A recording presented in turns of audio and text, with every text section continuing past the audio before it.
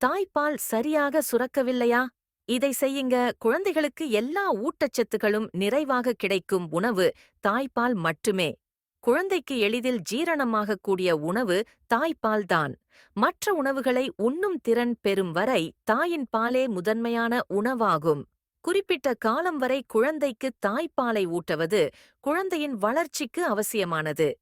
தாயிடமிருந்து கிடைக்கும் இந்த இயற்கையான உணவு ஆரோக்கியம் குழந்தைகளுக்கு முழுமையாக கிடைக்க வேண்டியது மிகவும் அவசியமாகும். ஒரு சிலருக்கு தாய்ப்பால் சுரப்பதில் நிறைய பிரச்சனைகள் உள்ளது.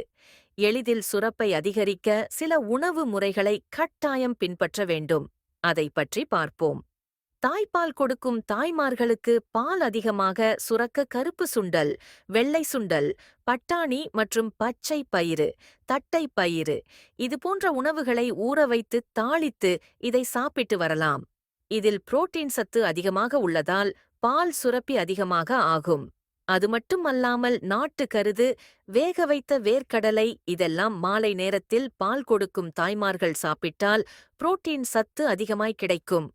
கீரையை சுத்தம் செய்து கைப்பிடி அளவு பாசிப்பருப்பை அதனுடன் வேக வைத்து கூட்டாக சாப்பிட்டு வந்தால் தாய்ப்பால் சுரக்கும். தாய்ப்பால் அதிகமாக சுரக்க தாய்மார்கள் அனைவரும் மட்டன், சிக்கன், கருவாடு, மீன் போன்றவை சாப்பிட வேண்டும். தாய்ப்பால் கொடுக்கும் அனைவரும் முட்டை, சிக்கன், குழம்பு மீன் முக்கியமாக சாப்பிட வேண்டும். காய்கறிகள் சாப்பிடுவதை விட இறைச்சி வகைகளில் அதிகமாக பால் சுரக்கும் தன்மை இருக்கிறது. அதோடு சரியான தூக்கமில்லாமல் இருந்தாலும் பால் சுரக்கும் தன்மை இருக்காது. பகலில் கண்டிப்பாக தூங்க வேண்டும்.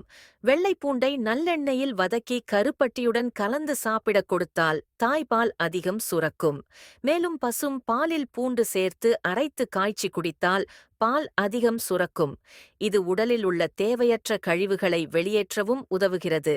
வைட்டமின்கள், தாது பொருட்கள் அதிகமாக உள்ள கேரட், பீட்ரூட், கோஸ், பச்சை காய்கறிகள், கீரை வகைகள், பழங்கள் முதலியவற்றை தினமும் உணவுடன் ஒருவேளை சேர்த்துக் கொள்வது நல்லது.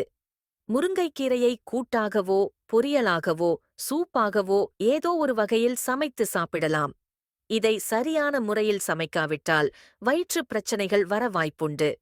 பால் சுறா என்னும் கருவாடு, மீன் மிகச் சிறந்த உணவு. தாய்ப்பால் கொடுப்பவர்கள் சமைத்த உடனே சாப்பிட வேண்டும். பதப்படுத்தி வைத்து சாப்பிடுவதை தவிர்த்தல் நல்லது.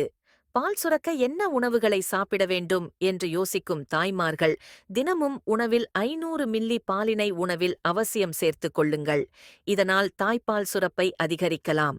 கருப்பட்டியிலுள்ள இரும்புச்சத்து தாய்ப்பாலை சுரக்க செய்வதுடன் இவற்றின் சத்து தாய்ப்பால் வழியாக குழந்தைகளுக்கு போய் சேர்கிறது.